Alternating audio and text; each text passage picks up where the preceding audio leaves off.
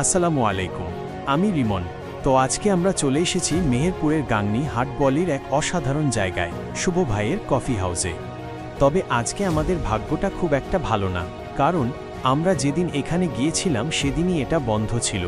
এই জন্য অতি দুঃখের সাথে আমরা বাইরে থেকে কিছুটা ভিডিও করে ফিরে আসছি। শুভ ভাই, যদি এই ভিডিওটা আপনার কাছে যায় তাহলে অবশ্যই কমেন্ট করে জানাবেন। যাই হোক, যদিও আমরা ভেতরে ঢুকতে পারিনি, তবুও এখানকার সুনাম এত শুনেছি যে না বলে পারলাম না।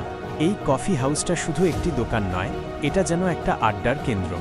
বাইরে থেকে হয়তো মনে হবে সাধারণ একটি ক্যাফে, কিন্তু যারা ভেতরে ঢুকেছে তারা জানে এক অন্যরকম উষ্ণতা এখানে অপেক্ষা করে আছে। শুভ ভাই শুধু কফিই বানান না, তিনি আরও অনেক মজার খাবার তৈরি করেন। তার হাতের রান্না করা হাঁসের মাংস আর আলু চাষের রুটিরও কথা না বললেই নয়। সেই স্বাদটা মুখে লেগে থাকে অনেক দিন, একবার খেলে বারবার আসতে ইচ্ছে করবে।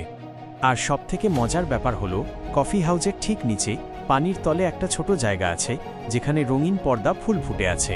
এই অদ্ভুত আর সুন্দর দৃশ্যটা দেখার জন্য অনেকেই এখানে আসে। যখন তুমি কফি খেতে খেতে জানালার বাইরে তাকাবে, তখন এই সুন্দর ফুলগুলো দেখতে পাবে।